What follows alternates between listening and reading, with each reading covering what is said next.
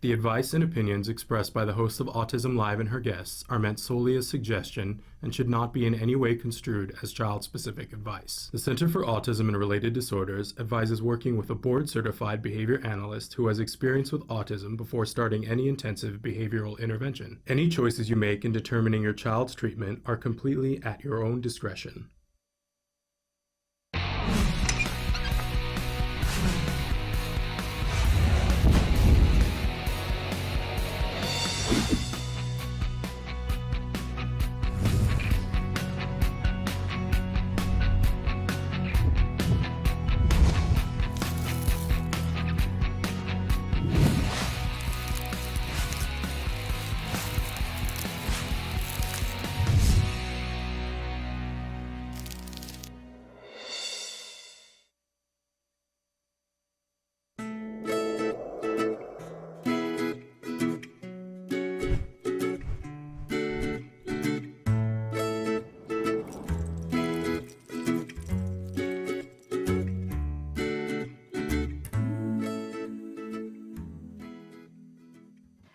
And good morning and welcome to Let's Talk Autism with Shannon and Nancy. I'm Nancy. And I'm Shannon. Hi, Shannon. Thrilled to be here with you. Thrilled to be here with you, too. We have a big show. We do. We have lots of guests. Lots of guests, overflowing guests. We're going to start with Leah Hirschfeld, who's going to be from the research arm of CARD. Research assistant, And she's going to be talking with us about a study. We're going to do that in like 3 seconds. But we also want you to know that we have 2 other guests. Vince Redmond, who's a licensed marriage family therapist, is going to be joining us. And then Jacqui Folks. Right. Show the book because she's an author. Adventures with Big E, Help with Hygiene. It's a great social story for our kids. So we're going to be talking with her about her inspiration for that. That's all happening. And if we have time, we will hit in the news as well.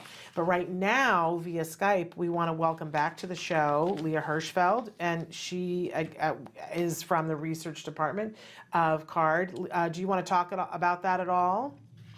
Sure. I'll give a quick update on who I am. Thank you guys so much, by the way, for having me. I love being on your segment. It's always a joy. We love having you. Thanks. I'm Leah. I'm part of our R&D team at CARD. I'm a research coordinator. So basically, I get to ask a bunch of cool questions, try to convince parents and kiddos to participate in our research, and then hopefully draw some cool conclusions that will help both our kids and our parents and the families we serve. And at a larger kind of add to the autism field as well. Okay. So it's a pretty neat opportunity. We're always thrilled to have you here. And today on the show, she's going to be talking about a very specific research study, which is going to, I'm sure, get a lot of traction in the news. And people are going to have emotional reactions to this. And I just want to make sure that everybody knows that when we talk about research here, it's really important to us and to everybody here to not feel like a finger is ever being pointed at a person. Both of us really hate it when it feels like they're saying, see, this is your fault that your child has autism, as if there is a fault or there's anybody to pin blame on. That is not ever the intent here. And so we want to make sure that people understand that this is a pretty preliminary study and that nobody is trying to point fingers on anybody. I know it feels that way sometimes. Right? Okay, so having said that, Leah, you probably have other disclaimers you want to give about what you're about to talk about. I do, and I love that introduction as well. And part of the cool thing about this segment, I think, is that we get to take really neat research and hopefully bring it out to light and let people know about it, but also really dig deep and kind of say, hey, this is really cool research, but research has its limits. And just because it was in this cool journal or by this well-known university doesn't mean that there aren't limits. It just means that, it's very cool. So on that note, now that we've built up all of this suspense over this article, the article I wanted to talk about came out last month. It's by a group at Duke University, and they were looking at THC and cannabis in father's sperm. And there's a lot of cool things about this. First being that it's neat to see research on fathers. We don't see it very often. And also it's neat to see some research being done on cannabis, as states are legalizing it more, as it becomes more widely accepted and used. it's great to see research on it because there's a lot we don't know, and there's a lot that we assume to know. So it's nice to see both cannabis research and research on fathers. There's a lot about mothers out there, but it's cool to see kind of sperm because we're not conceiving on our own over here. So, so what they did was these researchers looked at both adult men and then also rats. And rats might sound weird, but it's pretty typical when you see preliminary research that we are doing work on rats or mice. They're small, they're easy to use, and we can kind of check out what's going on before you jump into human sample sizes. So what the researchers did was they looked at adult males, and they just first looked at sperm from adult males who had used cannabis and then individuals who hadn't.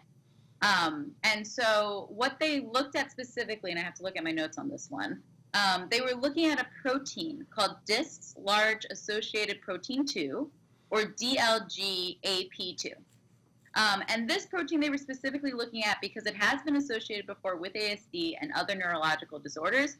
In part, they think because it does play a role in synapses and neuron organization and signaling in the brain. So what that means is they do believe that this protein is helping in the brain when neurons are firing and trying to talk to each other. This protein plays a role. So the researchers looked at adult males' sperm and who had used cannabis and who hadn't to see if there was a difference in this protein. And there was. And they did find pretty significant differences in the sperm of individuals who had used cannabis versus who hadn't. And so that kind of got the wheels turning, and they looked at the rat sample next. And so with the rat sample, they looked at THC rats, and what they did was they exposed them orally. So the rats took some THC pill, and then they looked at controls. And what they found again was that they saw the differences again in the sperm of the rats who had been exposed to cannabis product versus the rats who hadn't. And then, and this is kind of where it gets very interesting, is the next part they looked at the offspring of the rats. So the offspring of the rats, they looked to see if, again, that on that protein, that DLGAP2 protein, if that had been affected.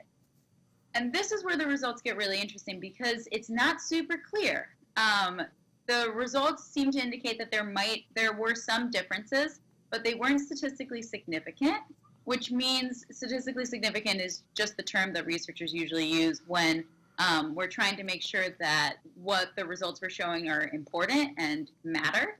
And it's interesting, actually, you usually see a publishing bias, so usually you cannot get papers published that have results that aren't statistically significant. It's a lot harder. And some of these results were, but a lot of them also weren't. And the authors make a note about a few of their, and this is again where we come into talking about how research is really cool and how you might see the title of an article and kind of get stressed about it. But when you start to dig deeper, there's a lot more going on as well. But so on 2 points, the researchers themselves note that the results might not have been statistically significant because their numbers are really small. And we've talked about that before on the show, where if the numbers aren't big enough, the sample size isn't large enough, the statistically significant value might not be there. And so for this, they only had 6 rats exposed to the THC, and they had 8 controls. So we're still talking pretty small numbers, especially for a rat study. And then on top of that, and this is, again, we don't know that much about autism still, right? We think that this protein has some effect here, but we're not 100% positive. And the authors also mention that even though the results weren't statistically significant, because of the role that this protein plays, even minor changes might affect it drastically. It also might not. It might really need to take a major change in this protein to change it into something like a neurological disorder. It also might not. We just don't know right now, right? So there's a lot that we don't know. There's a lot going on. Really cool article. It's great to see things working with, articles working on fathers, working with cannabis, because there's a lot we don't know there. But still taking a critical eye and looking and seeing, okay, how many participants are in this, even if it's rats? How, is it actually the offspring of the humans they were looking at or the offsprings of the rats that they ended up looking at? And also, how much of this do we actually know? So very preliminary, very cool study. And hopefully there's going to be a lot more done here to kind of address this and keep looking at it. There's a lot in this paper that was really exciting and really cool to keep looking at. And there's still a lot that we don't know about it. Okay. So I have questions. Yeah. The first thing I always like to do is sort of repeat back, translated to see if I have it. Right. So basically, they looked at they had men that had cannabis and THC, and some who hadn't, and they saw that when somebody is exposed to cannabis, that this protein is less in their sperm. Correct? It's not necessarily less, but this is not. I'll also say I'm not a biologist. I don't know much about proteins. It's not that it's less, but that it was Different. demyelinated or something. Okay. So it is but yeah. different. It is different in the sperm if they've been exposed to cannabis and whatever. And then they went and looked at this in mice, saw that was the same. So then they looked at the rat children. But out of the 6 rats that they had on cannabis, how many of them had children that were markedly different? Do we know? Actually, that's not reported. Okay. That's interesting. Yeah, that wasn't Okay. in there. I'll still check it, but from what my notes, I don't have it. And then So we don't know whether there was less of an incidence of autism or more of an incident. And obviously, with rats, it's not autism, it's autism-like behaviors. Autism-like behaviors. Yeah. So we know that it was not, what their phrase was, it was not statistically significant, although there Right. was something. Right. And they don't know, because of the sample size, they don't know if they'd had more of them, if it would have been statistically significant. Are we in the Right. neighborhood? Yeah, you guys are pretty Okay. spot on. And I'll go into it a little bit more. So you guys are totally right. They don't know, they didn't report, these offsprings had more autistic looking behaviors, which honestly, you guys might know more about that than I do even. I don't know much about the mice and the rats world. What they did notice and what they did look for was how much that protein differences were in the offspring. I and they see. didn't see it in the same way that they thought they would. They saw it with the neurons. Got it. But Okay. what they saw with the neurons was not statistically significant. But they didn't tell us how many of the rat offspring had this difference. Right. Okay. So here are my other questions. Do we know the amount of cannabis in either the human trial or in the rat trial? Was it like, how a lot of times they will do the trial and they will feed them 7 pounds of something, which is more than any person would normally consume. So do we have any idea, was it a ridiculous amount of cannabis that they were giving people, or was it something within the norm? So for the rats, it was in the norm. I can pull up the exact number, but in the rats, it was supposed to be equivalent to a human user who daily did cannabis. I see. Okay. I'm not so sure about the human adult males though. Okay.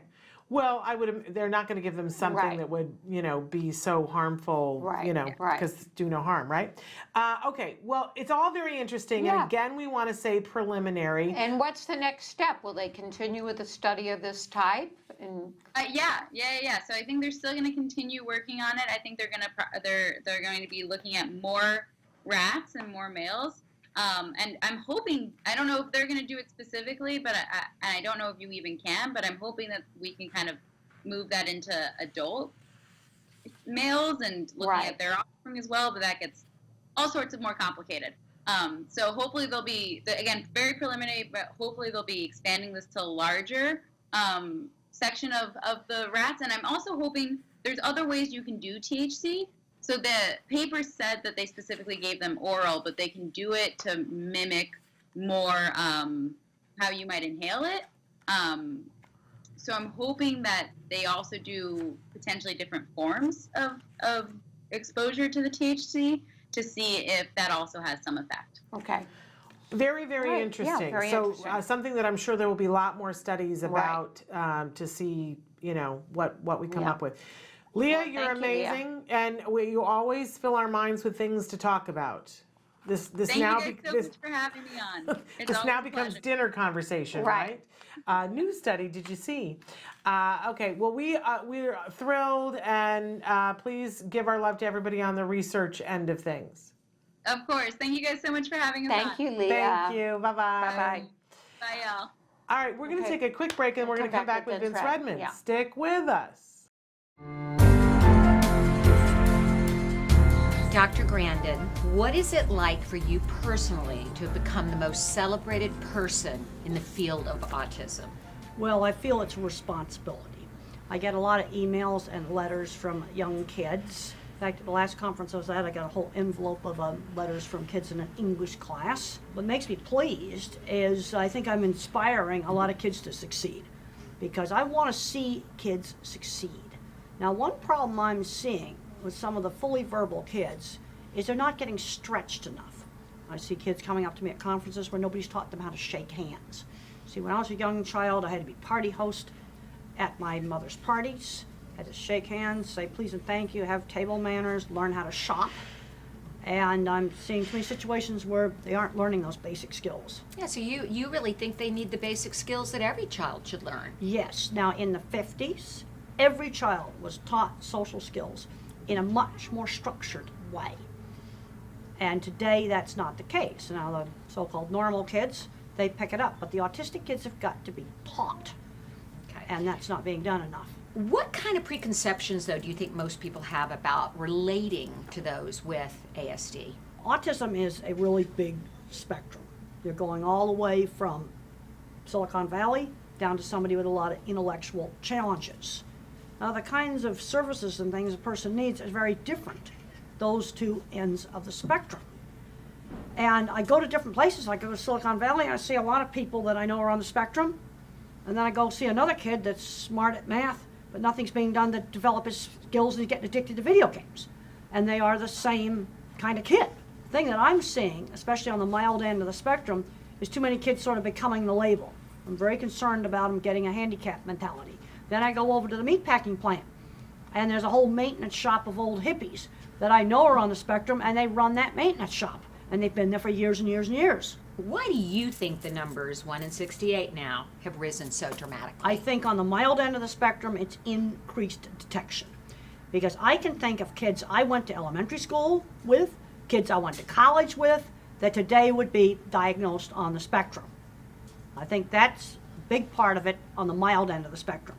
Now, I think there also is some severe autism that may have actually increased because there's more environmental contaminants and there's more medications being given during early pregnancy. Dr. Grandin, you beg parents not to let their children with autism be defined by the DSM or the Diagnostic and Statistical Manual of Mental Disorders. Why? Well, I think the DSM made a big mistake removing Asperger's syndrome, because under the DMS-4, autism you had to have speech delay, Asperger was no speech delay.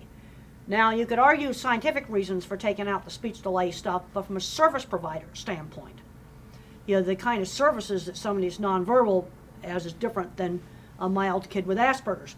And I'm seeing too many fully verbal kids, less severe than me, getting put into a class with nonverbal kids. I'm seeing too many smart kids not learning job skills. That's another thing that I really push. Because when I was 13, my mother had got me in a sewing job. When I was 15, I was cleaning horse stalls. It's really important that students intern in a job before they graduate from high school. They got to learn that discipline of getting to work. If you could speak to every business owner in America, what would you say to convince them to hire somebody on the autism spectrum? Well, there are certain things they can do extremely well. In fact, the SAP Corporation is hiring people with autism. There's another Project Search, where there's work being done with collaborating with hospitals to train them to set up surgical instruments for different types of surgery. And they take longer to train, but once they're trained, they're super, super good and meticulous about making sure the instruments are set up right. And that's got about a 78% employment rate. So you think the skills that those with ASD have to offer are often overlooked by people Well, that I can, employ? as I said before, I can think of kids that I went to college with that definitely were on the autism spectrum. Those individuals are all employed in good jobs. And I think a lot of this gets back pounding those manners in the 50s and the 60s, and kids being on things like paper routes where they learned work skills. Why do you think the experts in the field of ASDs focus so intensely on the deficits and not on the strengths of Well, autism? we need to be building up strengths. My ability in art was always encouraged. And I was encouraged to do lots of different kinds of art. If you got a third grader that's good at math and he can do a high school math book, let him do the high school math book. Don't hold them back. I want to know why you think that so little attention has been paid to the sensory processing issues. What can we learn from those? Well, I just heard about a brand new study that's been done up at the in California, Dr. Wu, and they took children aged 4 through 12 that had speech delay, and they stayed in their regular programs, ABA or whatever the speech therapy the school was doing, and then they got an hour a day of sensory therapy where they did a lot of variety of stimulation, like walk on different kinds of flooring, smell different smells, do different activities in a mirror, big variety, always doing more than one sensory thing at a time. And it was done as a controlled experiment, where half the kids just got the regular treatment and the other half got this added sensory treatment. And they got some really big, significant improvements. And they made the point of using all very inexpensive things that would be in any house. There's so much division in the autism community. How do you think we can all come together and Well, find a common ground? I think that merging Asperger's together with autism has made all of this worse, because you have a segment of very, very severely handicapped kids where they're never going to be able to live independently. That's a very different kind of situation than a mild Asperger's type of kid. You see, you're putting too many apples and oranges together. Every other diagnosis, like dyslexia, learning problems, ADHD, you've got a fully verbal kid. Only in autism, right now, are you getting a range going from, smart computer geek down to somebody who has very, very severe challenges. Now, I think the American Psychiatric Association originally figured the Asperger kids would get into this social communication category. That's not what's happening. Nobody's going into that because there's no funding for it. As the most admired person in this field, and we are literally becoming an autism nation, what do you think the most important thing is for us to be aware of? Well, there's a point where personality variants are just normal variation. I think a brain can be made more cognitive and thinking, or a brain can be made more social. Now, at what point does that become abnormal? There's no black and white dividing line. I'm getting concerned that what we're saying is abnormal is getting bigger and bigger and bigger. Obviously, a child that has severe speech delay, that's an abnormality. But when you take the kids that are just kind of socially awkward, a lot of those kids are really smart. And then you got the person that's a total social butterfly. And let's think back to the caveman days. I don't think the social yak-yaks around the campfire made the first stone spear. Dr. Grandin, thank you for inspiring all of us as parents and children.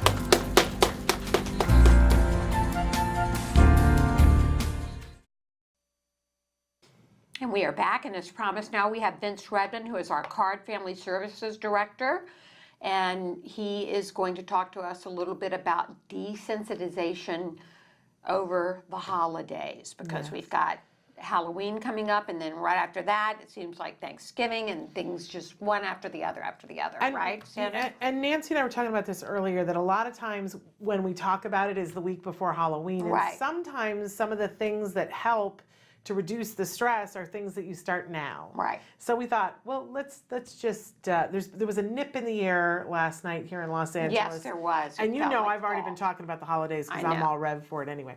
But anyway, for those of you who don't know Vince is a licensed marriage and family therapist. Vince is also, oh my gosh, he's just one of the most wonderful people, and his background just makes him that much more wonderful. A behavioral therapist for many, many years. In fact, he's featured, you guys, in the movie Recovered, which I just got to watch parts of it again recently, and it just makes me smile so hard when I see how young you were, Vince.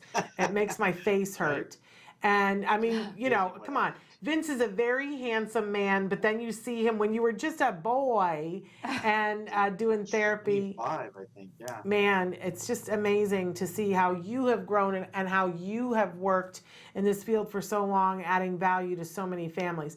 But so what I love about, one of the many things I love about Vince is that he sees it from both sides. He can help families as a licensed marriage family therapist, but he also knows firsthand what it's like when you're in the middle of a really intensive behavioral intervention and how Right. stressful that can be. So, welcome back, Vince. Thank you, thank you. We love you. And, it's a rough, I know some parents who start to stress now, going, oh, Right. it's just a Well, matter of time. Halloween is my least favorite holiday because of the fact of the candy and the sensory overload. And Yeah, and for some people it's the fires. For some Right. people it's because like there's flames everywhere, what fake or real. For some people it's the scary costumes. Right. I've had my son run out of a Halloween store when we were getting, some little innocuous thing because he saw something and run out into a parking lot. Right. Because he was so terrified. So talk to us, Vince, help us. What can we be working on now? And I think, and you bring up a good point, because I think sometimes what we do is our anxiety then kind of takes over, and we avoid and we delay and we avoid and we delay. Amen. And before we know it, it's October 29th, and it's 2 days before, Halloween, and we're like, oh my goodness, what do I do? And now I got to get costume. Do I do this? And we got to do this, and I can't do this, and he's not ready for this. And so I think sometimes we by putting it off, because I know it's only early September, but as you ladies are saying, it's here, right? You go to the stores and candy's out and decorations already there. It's time now to start prepping for it. It's time now where we have 6 to 8 weeks to really start preparing our kids, we're preparing our homes, preparing our schedules to accept Halloween, to do Halloween the way we're going to do it. It might not be the traditional way, but how we're going to do it as a family, how we're going to do it as a part of the community, or maybe not a part of the community. And that's okay. How are we going to celebrate that individually as our family dynamic is?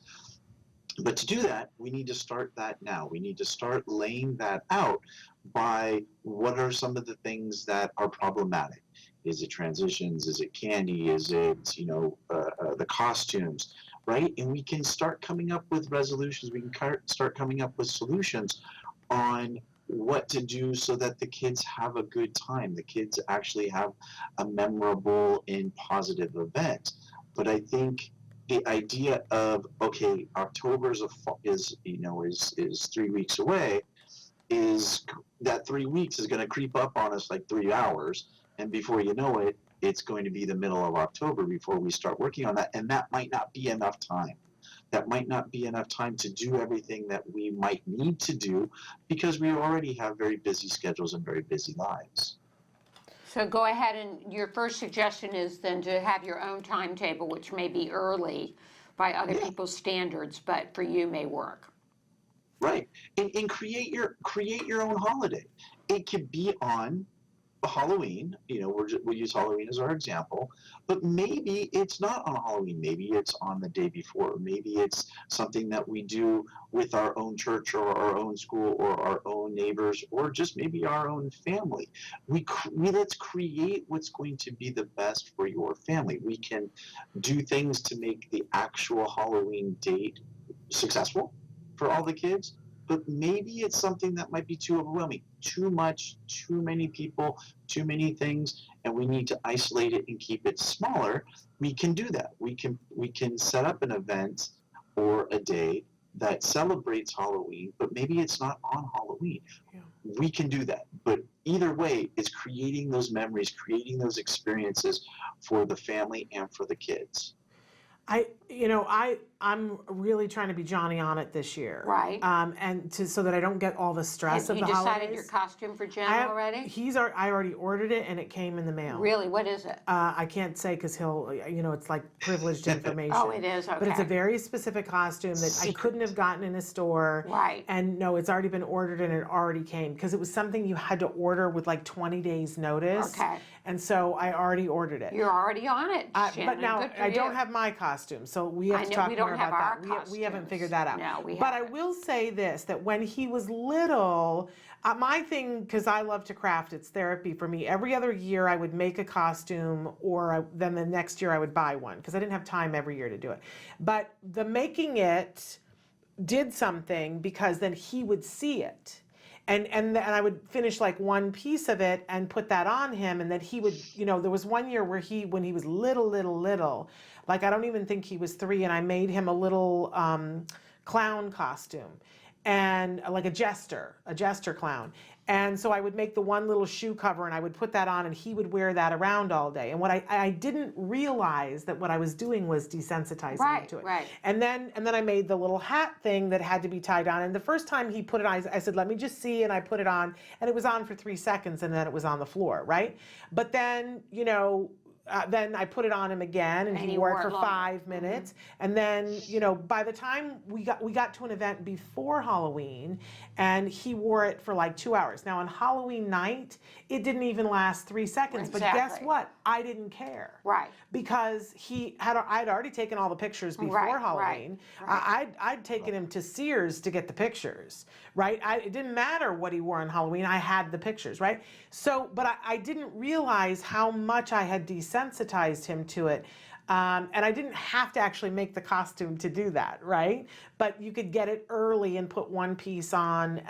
And I also, I don't know about you guys, but in the month of October, there's like event. Right, You don't have carnivals to go and- to all of them. No. But as Vince is saying, pick one. Right. Pick one and go to that and Right. see We how have a it big goes. carnival coming up this Yeah. weekend that we've already picked to go to. That's a Halloween thing with a It's- costume? No, it's a celebration of the beginning of a town that we used to live in. There So, you go. Yeah, they have a parade, then they have a carnival at night. So this is a big yearly event too. There's lots of big things that come up Yes. this time of year for us. And so, you pick the events that you want to go to, like Vince is saying, and make it your own. I know we all get this expectation around the holidays that we're all chasing that perfect holiday, that Norman Rockwell painting. And I am here to say that in that painting where they're putting the turkey down, that 30 seconds later, the dog came in and crashed the table and the turkey ended up on the floor, right? I don't think anybody has had. Well, I'm sorry, Vince, what'd you say? It's just the picture, right? Right. Yeah. Like you said, you get the picture. The rest of it's just life. Yes, I can't exactly. think of a Halloween where my kids that costume wasn't destroyed or taken off Right. within, the first 5 minutes of the day. But like you said, you get those memories, you get those pictures, you get them, wearing it, for a good amount of time. They're having a good time. They're smiling. They're enjoying themselves. That's the beauty of the holiday, is that they enjoy themselves. Exactly. So I love, dealing with our stress, but if we have a kiddo who has a particular fear, like there's something that they're really skittish about, or they just can't even wear a costume. If there's something that we want to systematically desensitize, what do you recommend? Do they go to the team with that, Vince? Well, I think your example was a perfect example of slowly working on a costume or wearing a part of a costume that a child might not want to for longer periods of time, right? You start with 30 seconds and then a minute, 2 minutes, 3 minutes, and so forth, right? This gives us plenty of time, going back to what we were talking earlier. Right now, we have plenty of time to start working on that. And I think that desensitizing, which is different per child, is important to take note of now. You're not going to desensitize your child in 2 hours before you go get ready, right? It's not enough time. So this is the time where we start having them wear the costume, or wear that part of the costume that might be uncomfortable for them. Maybe they don't like things on their head. Maybe they don't like things on their hands. But we start having them wear it for a certain amount of time, and then we give them a reward. Then we increase the time, give them a reward. And before you know it, when we get closer to Christmas, they're wearing it without even worrying about it, because they're already getting rewarded. They're having a good time. They're out. There's a lot of things that are distracting them, and that sensitivity that they might have had with their hands or their head or what have you is already worn off. So they're able to tolerate and wear those pieces of clothing without incident. But I think there is a misnomer that we can sensitize them in a quick amount of time, and that's unfortunately not true. So again, going back to why it's important to start in September to prepare for the end of October, part of that could be because you want to desensitize them to a specific piece of clothing.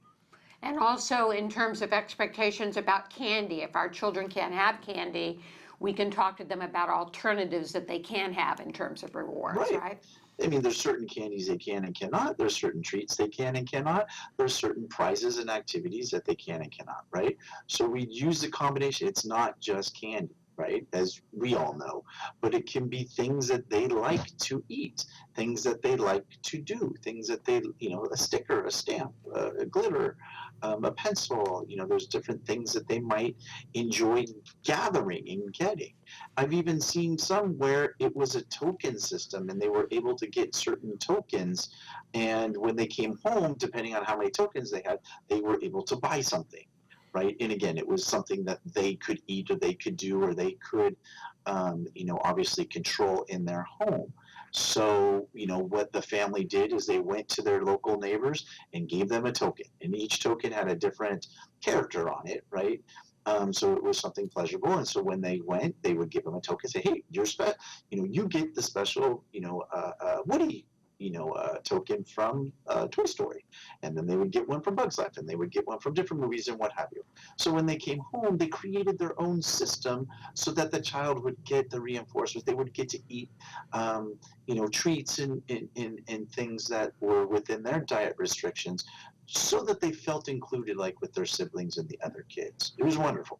And I love that. You could go around and give the tokens to the neighbors and say, my kid is going to come, and then you get to have that conversation. We did something slightly different, that we had the Lego fairy. And then I have friends who've had the Barbie fairy, right? So, my son didn't know what candy was. I think it's harder to do this after your child, but if you have a really little child and you can't do the candy right from the jump, and we couldn't, he thought it was fascinating. To him, it was colored lumps of paper. Right. Right?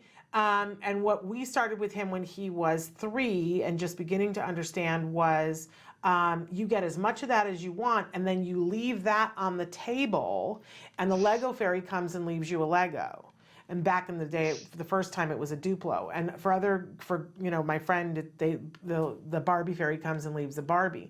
And we did that for years. And he was always so excited to get the candy and put it on the table.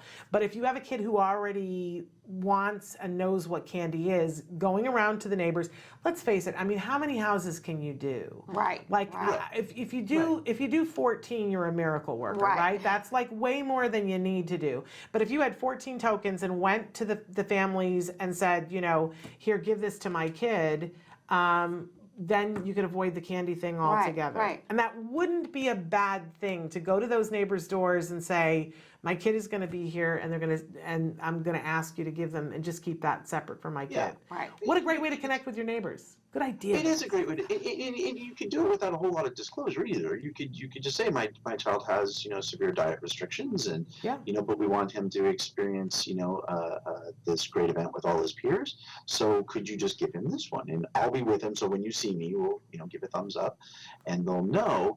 And then again, the child has no idea what's going on. They know they get something special, something that they would like, something that interests them, and they get a different one. So they're excited, and that's the moment, that's the joy, that's the purity right there. Is they're excited to get something. It doesn't matter what it is. They're just excited to get something. They want to continue with the peers. They want to continue to interact just like everybody else. How we turn that in at the end, what they get at the end, then obviously that's individualized and specialized for every family. But that's the event. And then, like you said, it's a great opportunity to get to know some neighbors and maybe get them, to reach out to you as well.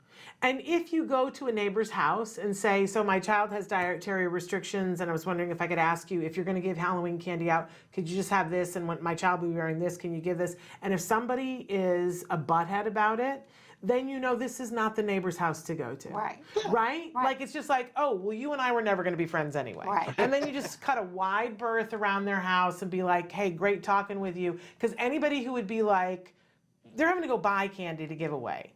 And anybody who wouldn't want to participate with you and go like, oh, you're giving me something to give your child? Hey, come on in and have a cup of coffee. Right. Anybody who isn't that way, you really don't need to waste time on. Right.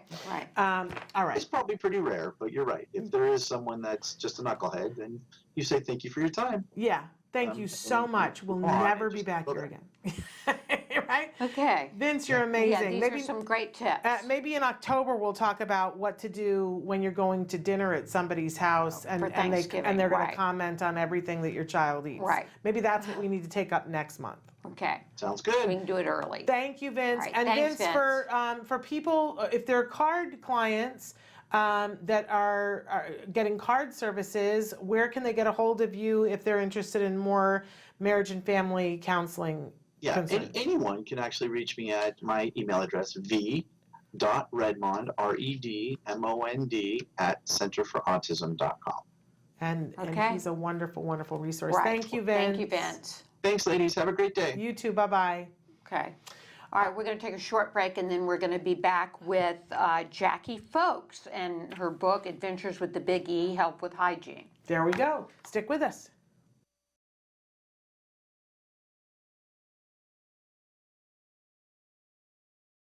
Well, I had friends when I was in high school in preferred activities like horseback riding, electronics, or model rockets. There's a tendency sometimes to just go on and on and on talking about the same thing. And this is where someone had to tell me, you're going to tell that story twice, and that's all that people are going to want to hear it. They're going to get bored with it after hearing it more than twice. Give them, say, hey, you've talked too much about that robot. Let's talk about something else.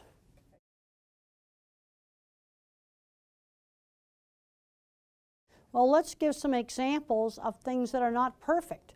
Okay, if a photographer's working for the National Geographic, that would be at the pinnacle of photography career. But if you go through the National Geographic, you're probably going to find some technical errors like flare in some of the pictures. But overall, it's such a great picture, even though it had flare, you still use the picture. Also, if he's a science kid, bring up the concept of absolute zero, where all atomic motion is stopped. You can never get there, you can only approach it. Get the concept across of work up to a certain standard. It doesn't have to be perfect, it's got to be up to a certain standard.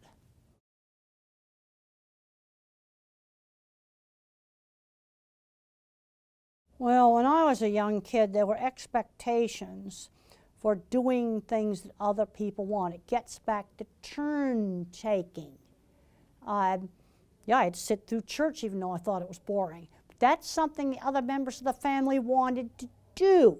And there were expectations for me not to be disruptive. And most of the time I behaved. And that's just one step beyond turn taking in board games. You've got to learn to get your turn. Sometimes you get to pick out the movie, and other times brother or sister may pick out the movie we go to. Well, one of my really important teachers was Mr. Carlock, my science teacher. And he had interesting projects for me to do. And I worked on all kinds of stuff with optical illusions. And that actually helped me in some of my cattle work, because it made me pay attention to what the animals were seeing. And then that doing interesting science projects got me motivated to study, because now I had a reason for studying. Studying was a way to get to a goal of becoming a scientist. This is where a good teacher really turns a student around.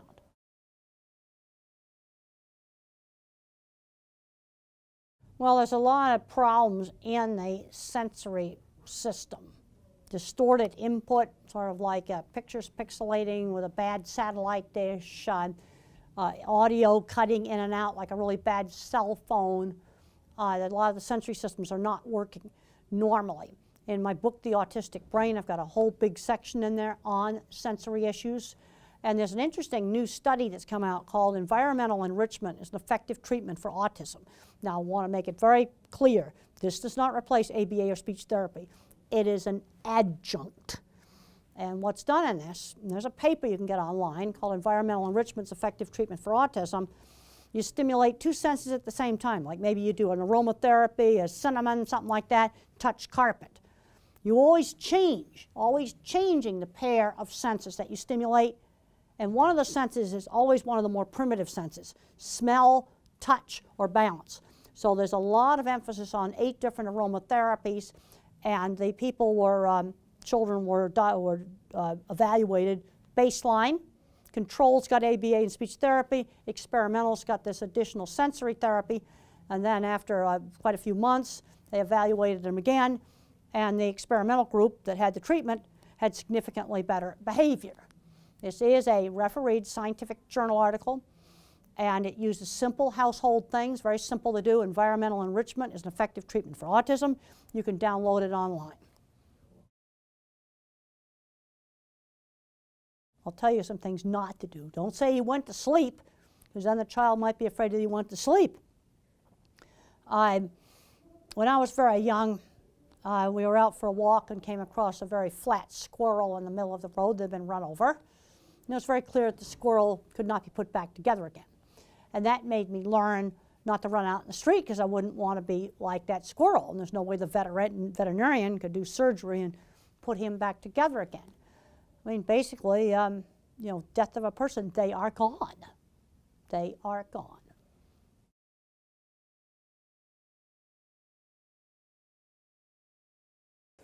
Well, Oliver Sacks is a very kindly kind of professor type of person, and I read an article he wrote in the New York Times just before he died about going back doing the Jewish Sabbath, and at the end of the article he was talking about, well, if A, then B, then C, which way of his life could have gone down different paths, and I started really weeping when I read that article, and I'm glad it went down the path that where our paths crossed. I could barely print it out, I was so upset. No, fortunately, he was writing right up until the end. And he's overall really satisfied with his life. Well, after the article appeared in the New Yorker magazine, shortly after that, an agent appeared that suggested that I ought to write a book. And that's what brought the book Thinking in Pictures into being.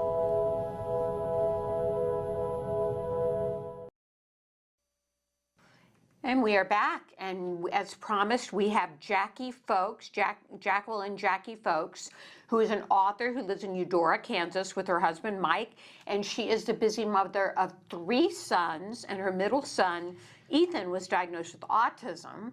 His diagnosis came at a time when there were very limited resources, so she found the time to go and look up all kinds of information that would be helpful to her son.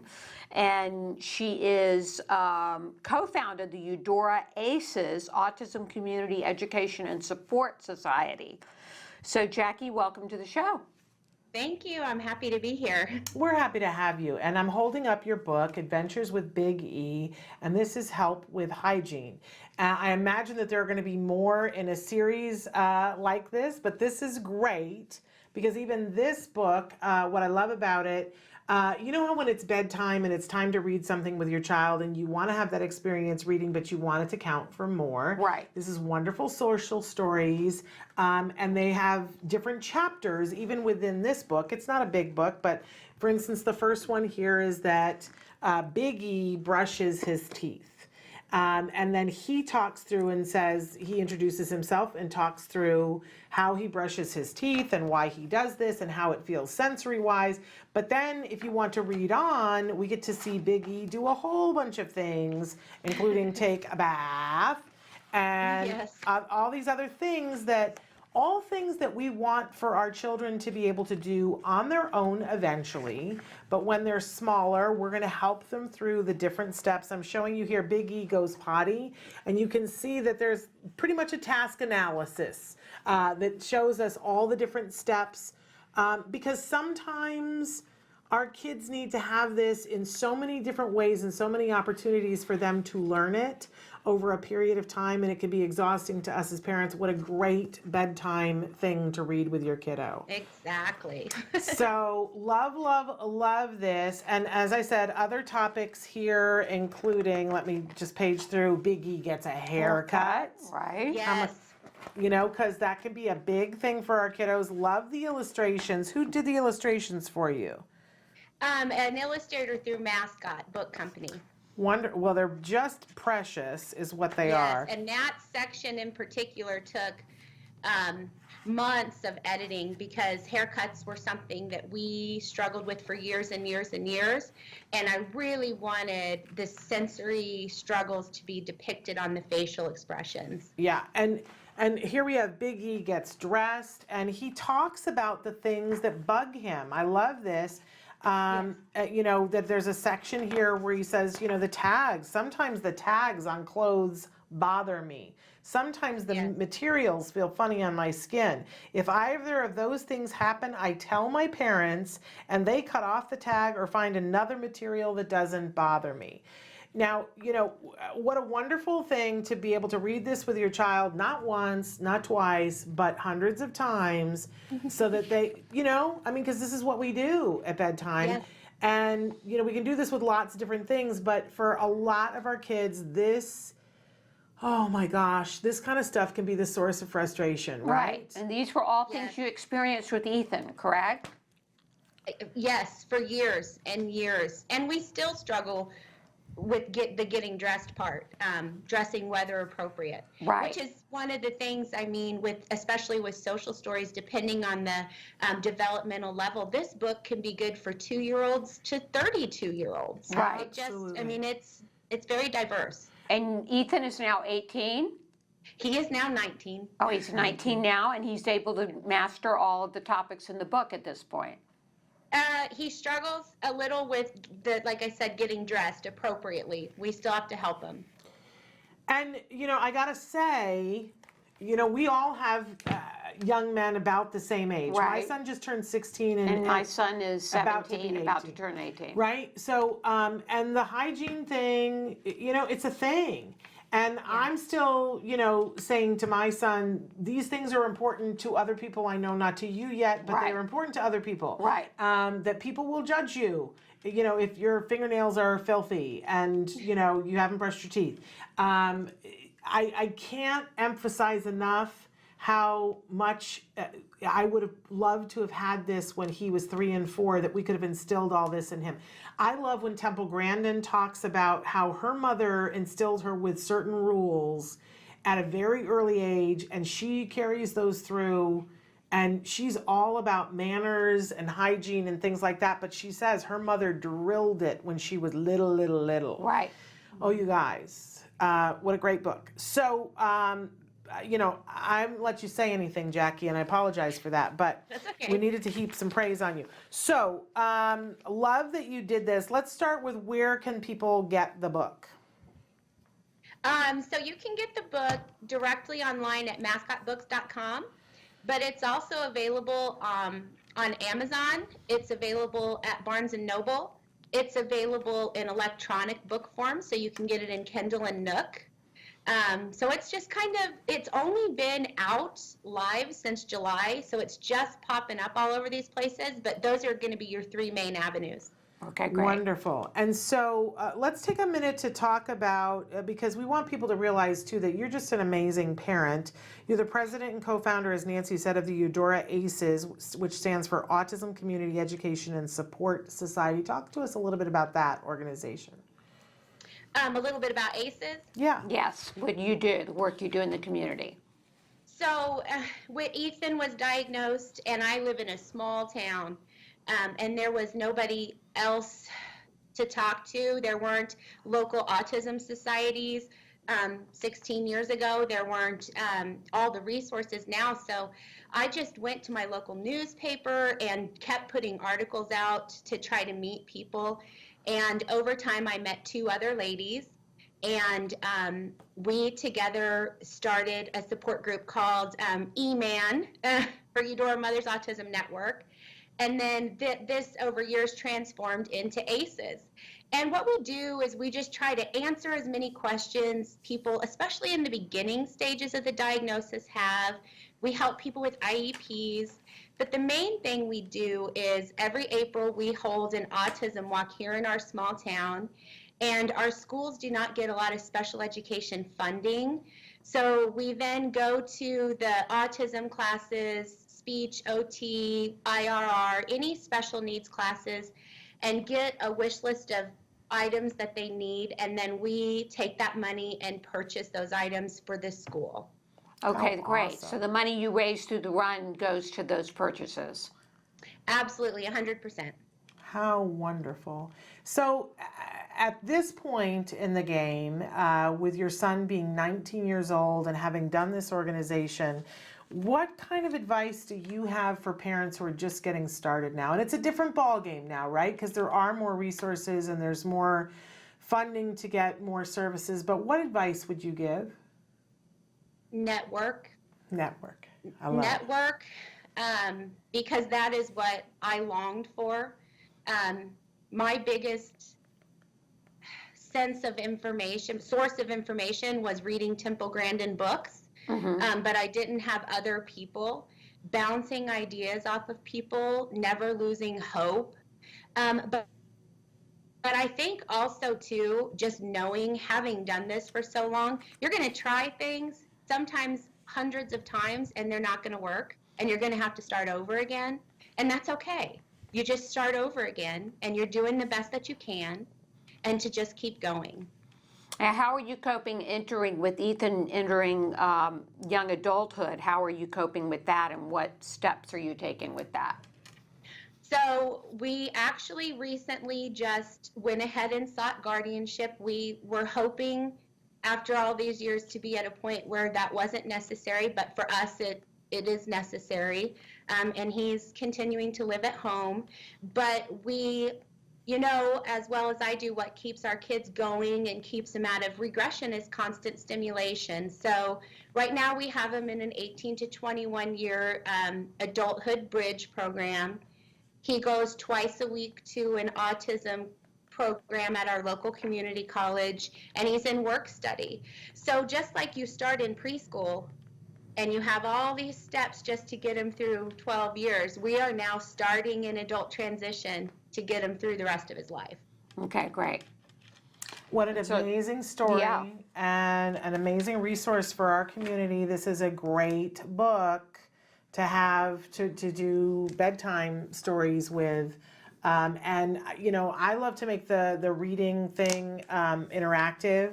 And this is a great book to do it with because you've got all these little vignettes. So you read the page with your child and you say, "Where's the cup?" And you have your child, you prompt them to point to the cup, right? It helps to keep them involved in the story that you're doing, and then when they get a little bit older, you can say, how does he feel about, when he's brushing his teeth? How does it, what is his face saying right there? And I love that you work so hard on the facial expressions. So you make it an enriched reading environment for them, and they're learning on lots of different levels. So great book to put into your repertoire at nighttime. You can even, there's numbers here that show the sequencing, and in the beginning you can say, find the number 1, and they point to the number 1, right? And then you can say later on you can say what comes after when he puts so you're learning before and after. There's so many things in this book that you can work on, but you're building the social story of we do brush our teeth every day. And it's many different steps, and there are parts of it that we don't always love, but we do it anyway. Right? Right. Love it. Thank you. Okay. Well, we want to thank you so much for being here with us and for Jacqui. sharing this wonderful thing, and encourage people to find this on all major booksellers, including Amazon. Adventures with Big E. Help with Hygiene. Are there going to be more books? Are you going to write on more different topics? I've written 11. All right. 11 books already. Okay. So we're Wow. just waiting. We'd like for this one to take off. We do have an Adventures with Biggie Facebook page. Okay. Where we will post updates and story times. And right now we're just trying to decide what book number 2 will be, but we're really heavily just focusing on promoting book number 1. Okay, All right. great. Well, I'm with Great. you Well, we'll on be on this. the lookout for the other books. Yes. Thank you. Thank you All right. so much for Thank being you, with Jacqui. us. All right. Thank you. You have a wonderful weekend. You too. Bye-bye. Really can't say enough good Yeah, things about very that. good. Wonderful. So we are out of time. Right. Which is crazy. And that do you the have show- anything to talk about what shows are coming up next Yes, week? I You have time actually for do. that? So next week on Monday we have Your Rights with Bonnie Yates. She's going to be answering you guys' questions. And then we have Kelly Byron Johnson, who is the founder of Completely Inclusive. So we're going to be excited to talk with her. On Tuesday we have a best of show. On Wednesday, Evelyn Kung is going to be with us to answer your questions in real time. On Thursday we have autism expert Jessica Plogue Fragola, and she's going to forgive me for having slaughtered that name, and Stephen Clark, host of Cyber Time Bite podcast. What is that? We're going to find out. Okay. And then on Friday, Jeanette Marigo, who's the founder of Autism in the Classroom, which you know me, I'm like so excited whenever we can further that for teachers. Right. Because I believe that people who get into the field of teaching get into it because they want to help educate. Right. They don't want to deal with challenging behavior, right? And then we give them individuals now, like half the class has challenging behavior. And if we don't teach them how to deal with that effectively so we can get back to education, what are we doing? So I love when we have people who specialize in setting up the classroom a certain way to minimize those challenging behaviors and deal with them. So thrilled to talk with her on our show next week. Right. Until then, give your kiddos a hug And from give me. yourselves a hug from me. Bye-bye for now. Bye-bye.